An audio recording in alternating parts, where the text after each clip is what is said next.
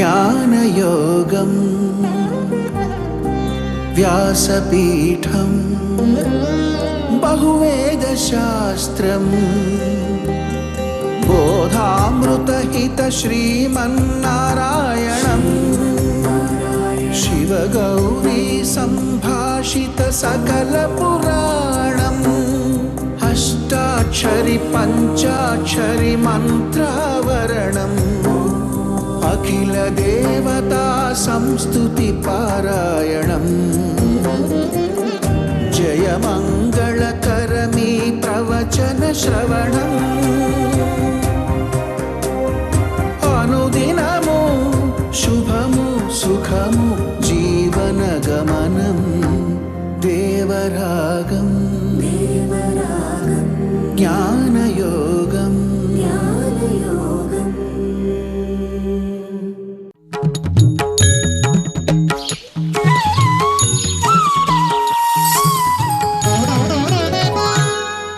ఆపదామపహర్తారం దాతారం సర్వసంపదాం లోకాభిరామం శ్రీరామం భూయో భూయో నమామ్యహం.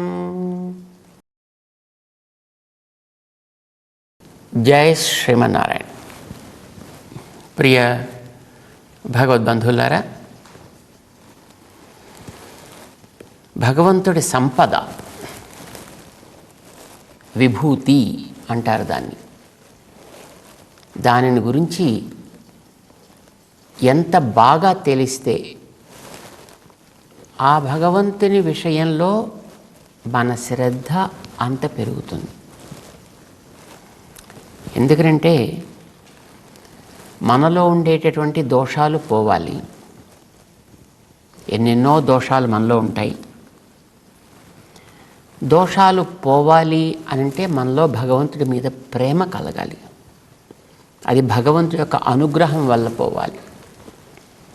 అనుగ్రహం మన మీద కలగాలి అంటే ఆయన విషయంలో మనకు కలగాల్సినటువంటి శ్రద్ధ, భక్తి ఇది బాగా పెరగాలి.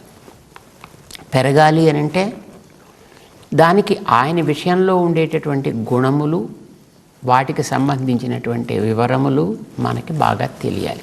వాడి తత్వాన్ని, భగవత్ తత్వాన్ని మనం ఎంత బాగా తెలుసుకుంటే భగవంతుడి మీద మనకంత శ్రద్ధ ఏర్పడుతుంది.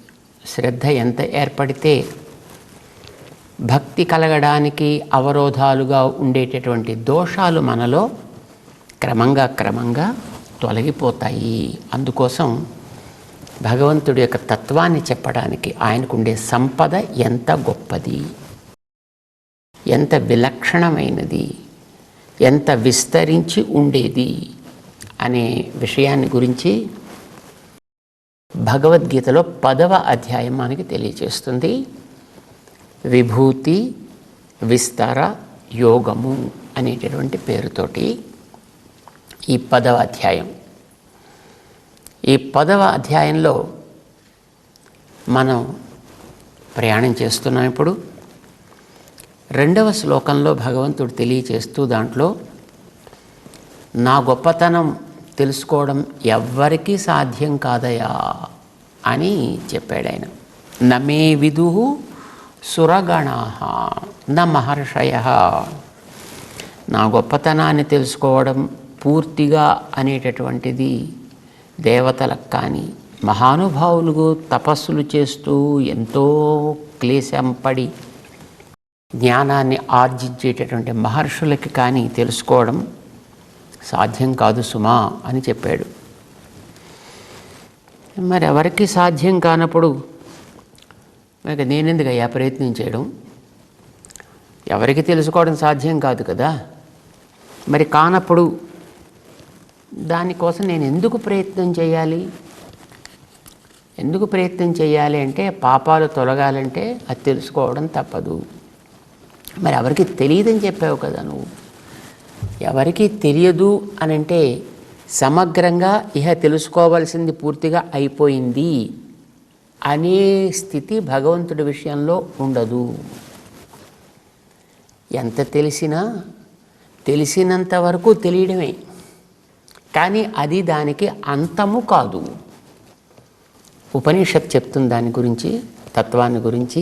నేతి నేతి అని చెప్తుంది. అంటే ఇంత మాత్రమే కాదు, ఇంత మాత్రమే కాదు అని అర్థం తప్ప ఏమీ లేదని అర్థం కాదు.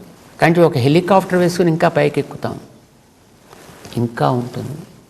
అయితే నువ్వు ఆకాశంలో కొంతవరకు వెళ్ళగలిగినట్టే, ఎంతవరకు వెళ్ళావో అంతవరకు తెలుసుకున్నట్టే. కానీ అది దానికి అంతం కాదు.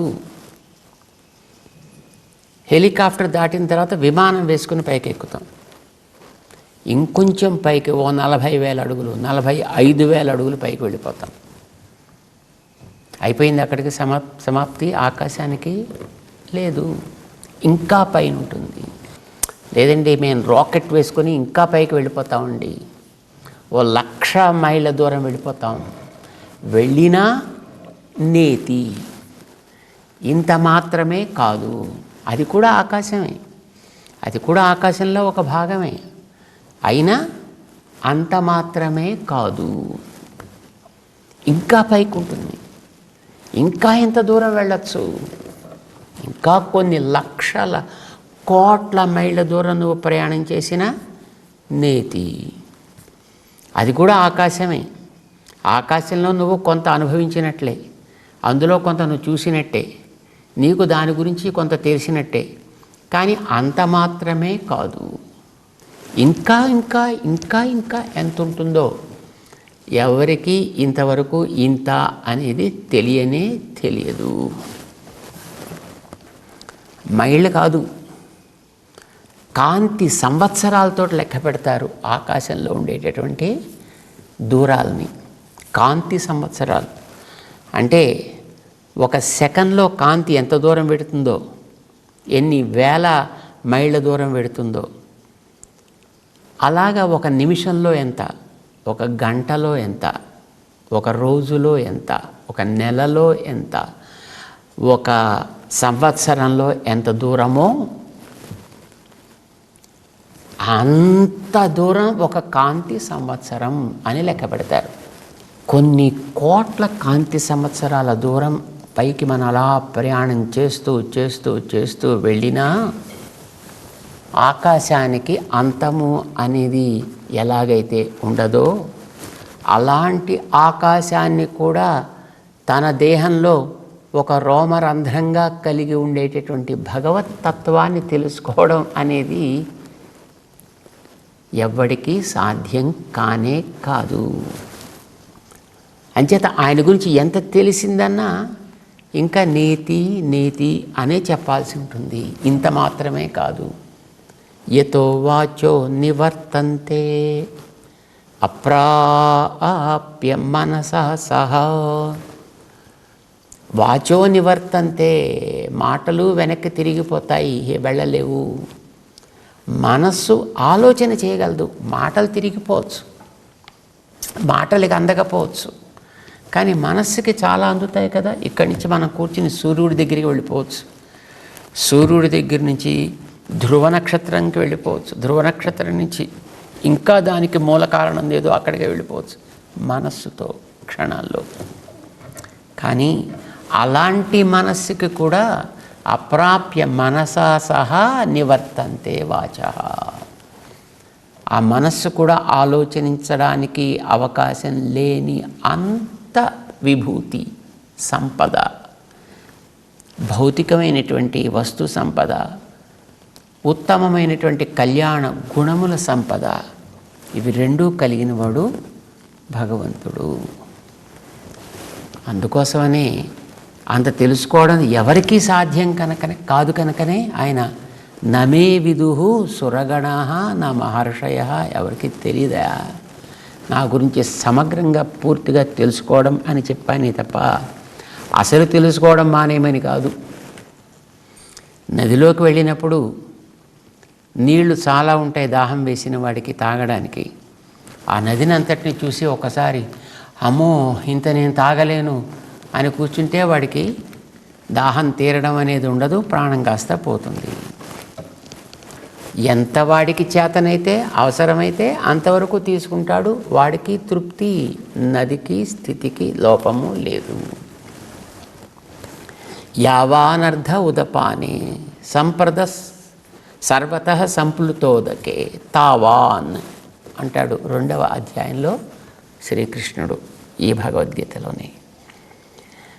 నది దగ్గరికి వెళ్ళినటువంటి వ్యక్తి ఆ నదిలో ఉండేటటువంటి అనేక రకాలైనటువంటి పదార్థాల్లోంచి ఏది తనకి అవసరమో, ఎంతవరకు తనకి అవసరమో అంతవరకు దాన్ని తీసుకోవచ్చు. హాయిగా వాడు తృప్తిగా ఉండొచ్చు. వాడికి తృప్తికి లోటు లేదు, నదికి తన ఉనికికి లోటు లేదు. భగవత్తత్వం కూడా అంతేనోయ్. నన్ను గురించి సమగ్రంగా తెలుసుకోలేడని చెప్పా. నది దగ్గరికి వెడితే అందులో ఉండేవి అన్నీ నీళ్లు, నాచు, నత్తగుల్లలు, చేపలు, పురుగులు, పుట్ర, ఇసుక, ఇన్నిటిని మొత్తం తినేయాలి, తాగేయాలి అని ఎక్కడైనా రూల్ ఏమైనా ఉంది ఏంటి? నది దగ్గరికి వెళ్ళినవాడు వాడికి ఎంత అవసరమో అంతవరకు తీసుకుని వాడు తృప్తి పొందొచ్చు. నీకు కావాల్సింది ఏమిటి చెప్పు? ఇంతకని నీకుండేటటువంటి దోషాలేవో అవన్నీ తొలగిపోవాలి అని నువ్వు కోరుకుంటున్నావు కదా. ఇది చెప్తున్నాడు 3వ శ్లోకంలో అర్జునుడికి శ్రీకృష్ణ పరమాత్మ 10వ అధ్యాయంలో. చూద్దాం ఒకసారి శ్లోకాన్ని. యో మాం అజం అనాదించ వేత్తి లోక మహేశ్వరం అసమ్మూఢ సమర్థ్యేషు సర్వపాపై ప్రముచ్యతే. నీకు కావాల్సింది ఇంతే కదా, సర్వపాపై ప్రముచ్యతే. పాపాలన్నిటి నుంచి దూరం కావాలి, తొలగిపోవాలి అవన్నీ నీ నుంచి. ఏం తెలుసుకోవాలి దాన్ని చెప్తున్నాడు స్వామి. తెలుసుకోవాల్సింది ఇది. యో మాం అజం అనాదించ. తమాషాగా చెప్పాడు. పదాల్ని మనం చాలా జాగ్రత్తగా గమనించాలన్నమాట. ఎవడైతే నన్ను అనాది అయిన అజము అని తెలుసుకుంటాడో, పదం అజం అనాదించ అన్నారు. ఆ చకారం అనాది దగ్గర పెట్టాడు ఆయన. అజము అని తెలుసుకోవడానికి తప్పేం లేదు. కానీ అజములు అంటే జన్మ లేనిది అని అర్థం. జన్మ లేని పదార్థాలు చాలా ఉన్నాయి మనకి. ఈ ప్రకృతిలో ఉండేటువంటి 3 పదార్థాలు 3 అజాలే. అసలు తత్వాలు 3 అజాలే. ఏమిటా తత్వాలు 3? మనం చూసేటటువంటి రకరకాల రంగులతో, రకరకాల ద్రవ్యాలతో కూడుకున్నటువంటి ప్రకృతి, ఇది ఒకటి. ఇది కూడా అజమే. దీన్ని తన దేహంగా మలుచుకుంటూ కర్మానుభవం కోసం వాడుకునేటటువంటి జీవుడొక్కడు, వాడు అజమే. వాణ్ణి అందులో ప్రవర్తించేట్టుగా ప్రేరేపించేటటువంటి వాడొకడు, భోక్త, భోగ్యం, ప్రేరిత, వాడు కూడా అజమే. అయితే మరి 3 అజాలైతే మరి తేడా ఎలాగండి గుర్తించేది? దానికే వేదమే చక్కగా స్పష్టం చేసింది. అజామే కాం లోహిత శుక్ల కృష్ణాం బహ్వీం ప్రజాం జనయంతి గుంసరూపాం అజోహ్యేకో జుషబాణో నుసేతే జహాత్యేకాం భుక్తభోగాం అజోన్యః. వేదం చెప్తోంది మనకి. అజామే కాం, ఒక అజం ఉన్నది. అజం అంటే మామూలుగా మేక అని అర్థం అండి. అజము అంటే మేక. అజామే కాం లోహిత శుక్ల కృష్ణ. మన తెలుగులో మేక కాదు ఇది. అజాం ఏకాం లోహిత శుక్ల కృష్ణాం. ఎరుపు, తెలుపు, నలుపు అనేటటువంటి రంగులు కలిగిన మేక ఇది. ఇది ఒకటి. ఏం చేస్తూ ఉంటుంది ఇది? బహ్వీం ప్రజాం జనయంతీం స్వరూపాం. స్వరూపాం తన రూపం లాంటి రూపాలు కలిగినటువంటి అనేకమైన వాటిని తనలోంచి పుట్టిస్తూ ఉంటుంది. ఇది మనకి తెలుసును. ఒక గింజని నేలలో వేశాం, ఆ గింజలోంచి మళ్ళీ తనలాంటి కొన్ని వేల గింజలు వస్తున్నాయి. ఒక టెంక నేలలో వేశాం, అలాంటి టెంకలు కలిగిన కాయలు కొన్ని వందల వేల కాయలను తనలోంచి తీసుకొస్తోంది. ఎన్నిటిని తెస్తోందో ఎవరికీ లెక్కే లేదు ఇప్పటిదాకా. ఇప్పుడు మనం చూసేటటువంటి ఈ గింజ మన తాతలు ముత్తాతల కాలం నుంచి ఆ తనలోంచి గింజల్ని బయటకు తెస్తూనే ఉంది. ఇప్పుడు మనం చూసేటువంటి ఈ గింజ కూడా ఇంకా మన తర్వాత తరాల దాకా గింజల్ని ఇస్తూనే ఉంటుంది. కనుక దీనికి ఆది ఎప్పుడూ తెలీదు, అంతం ఎప్పుడో తెలీదు. ఇది ఒక ఆజ్యం. ఏం చేస్తూ ఉంటుంది ఇది? బహ్వీం ప్రజాం జనయంతీం స్వరూపాం. అయితే ఏ గింజ అలాంటి మొక్కల్ని తెస్తుంది, అలాంటి గింజల్ని తెస్తుంది.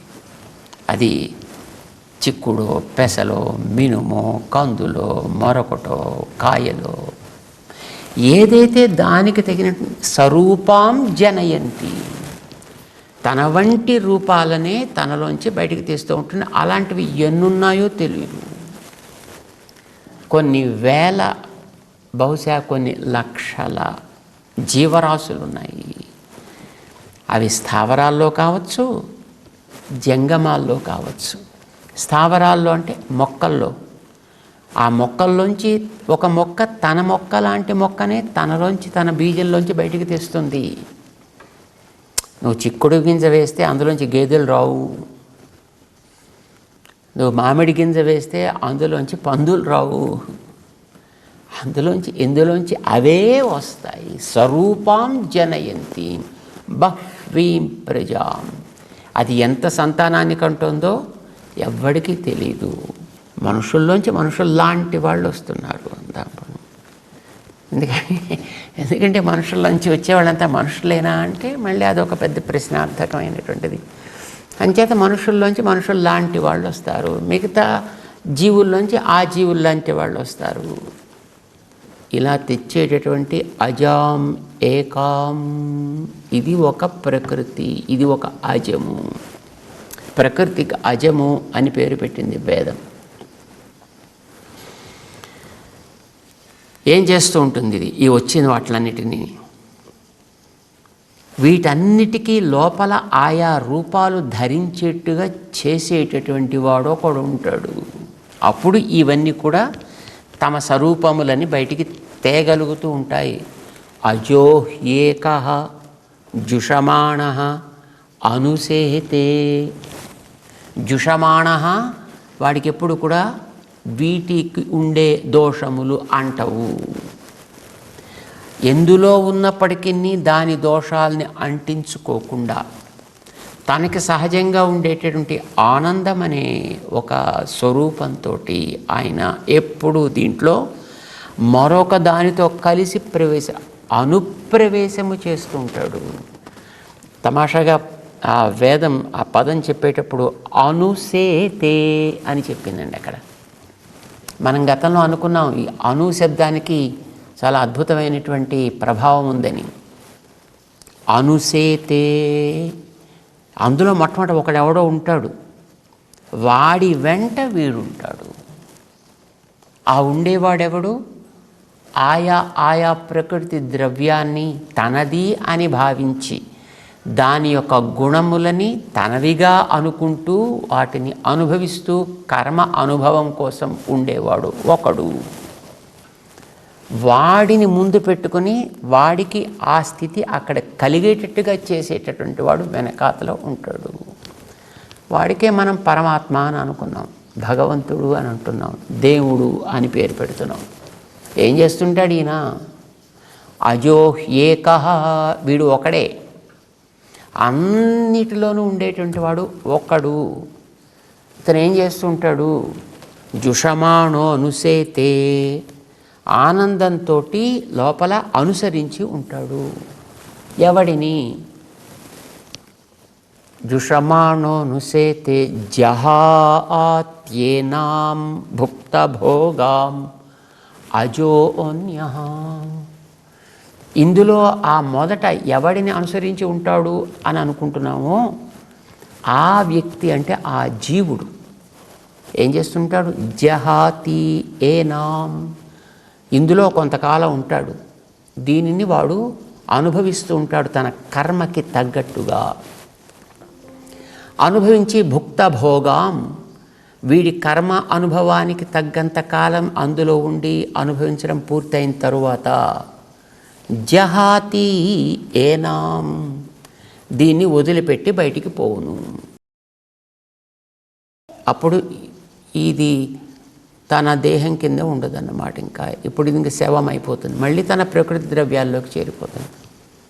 వాడు కూడా అజహ అన్యహ, వాడు మరొకడు.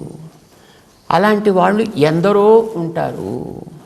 వాళ్ళందరికీ జీవులు అని పేరు. ఎందుకంటే తన ఉనికి చేత ఈ మొదటి అజానికి జీవాన్ని కలిగించువాడు. ఇందులో వాడు ప్రవేశించి ఉంటాడు కనుక వాడి పేరు ఆత్మ అని అంటాం. సో ఆత్మ జీవుడు అనేటటువంటిది ఒకటి అనుభవించేవాడు. కర్మకి తగ్గట్టుగా అనుభవిస్తాడు. కర్మానుభవం పూర్తయిన తర్వాత దీన్ని వదిలిపెట్టి బయటికి పోవాడు. వీడిని అనుసరించి అనుభవింప చేయువాడొకడు, వాడు ఒక్కడు. ఈ ఇరువురు కలిసి ఉండేటటువంటిది మొట్టమొదటిది 3 రంగులు కలిగిన, తెలుపు, ఎరుపు, నలుపు అనే రంగులు కలిగినటువంటిది ప్రకృతి. ఈ తెలుపు, నలుపు, ఎరుపు అనేవి సత్వము, తమస్సు, రజస్సు అనేటటువంటి గుణములు. అవి ప్రకృతికి ఉంటాయి. ఇవి ప్రకృతి నుంచి వస్తూ ఉంటాయి, ఏర్పడుతూ ఉంటాయి అని మనకి కొంచెం పైకి వెళ్ళిన తర్వాత 14వ అధ్యాయం దగ్గర వచ్చిన తర్వాత అక్కడ చెప్తాడు ఆయన. సత్వం రజస్తమ ఇతి గుణాః ప్రకృతి సంభవాః, ఇవన్నీ ప్రకృతికి వస్తూ ఉంటాయి. ఇలా అది ఒక అజము, ఇది ఒక అజము, 3 అజములే. అంటే జన్మరహితమైనవే. ఇవి ఎప్పుడు కూడా నశించేవి కావు, కొత్తగా పుట్టేవి కావు. అవే ఉంటాయి ఎప్పుడు. అదే దేవుడు, అవే జీవుళ్ళు, అదే ప్రకృతి ద్రవ్యములు, 3 అజములు. మరి ఆయన అజమని తెలుసుకోవడం ఏమిటి? ఇక్కడ ఆయన చెప్తున్నాడు, యో మాం అజం అనాదించ, నేను అనాది అయిన అజాన్ని అని నన్ను తెలుసుకుంటాడెవడో వాడు. ఇంకేం తెలుసుకోవాలి? వేత్తి లోకం మహేశ్వరం, ఈ కనిపించేటటువంటివి ఏవైతే ఉన్నాయో ఇవన్నీ రకరకాల రంగులతోటి, రూపాలతోటి, వీటన్నిటినీ ఏలగలిగిన, నియంత్రించగలిగినటువంటి వాడు అని కూడా ఎవడు నన్ను తెలుసుకుంటాడో. ఎలా తెలుసుకోవాలి? అసమ్మూఢ వేత్తి, ఆ తెలుసుకోవడం కూడా సమ్మూఢము కాకుండా తెలుసుకోవాలి. మూఢం అంటే ఏమిటి? అజ్ఞానం. సమ్మూఢం అంటే ఏమిటి? వేరుగా ఉండే వాటిని ఒకటి అని కలిపి తెలుసుకోవడం. ఒక వస్తువుని తెలుసుకోకపోతే వాడు మూఢుడు. కానీ వేరువేరుగా ఉండే వాటిని ఒకటి అని అనుకుంటే వాడు సమ్మూఢుడు. కానీ ఇక్కడ చెప్తున్నాడు, వేరుగా ఉండే వాటిని వేరు అని తెలుసుకోగలిగిన వాడే అసమ్మూఢుడు. మర్త్యేషు అసమ్మూఢ, మనుష్యులలో ఎవడైతే నన్ను మిగతా వాటితోటి ఒకటి అనుకోకుండా, అంటే నేనే ప్రకృతి అని కానీ, నేనే జీవుడు, కొంతమంది అనుకుంటారు కదా జీవుడు అనేవాళ్ళు వేరే లేరు, దేవుడే జీవుడు అవుతున్నాడు, జీవుడే దేవుడు అవుతున్నాడు, ఇలాగా కొంతమంది మనం లోకంలో వింటూ ఉంటాం.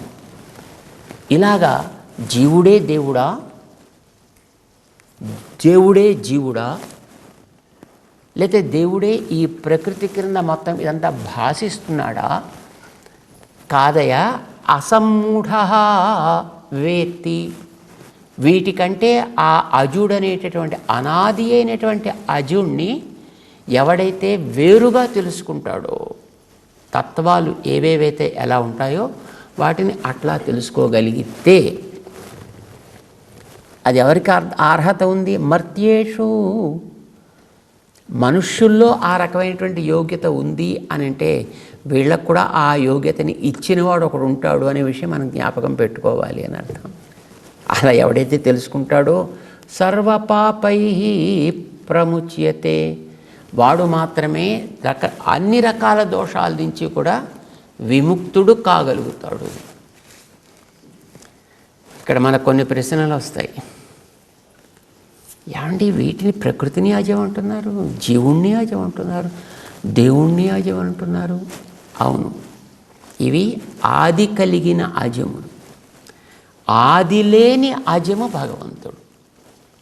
ఆయన సర్వలోక మహేశ్వరుడు కూడా. అంటే ఏమిటి రేపు తెలుసుకుందాం. జై శ్రీమన్నారాయణ.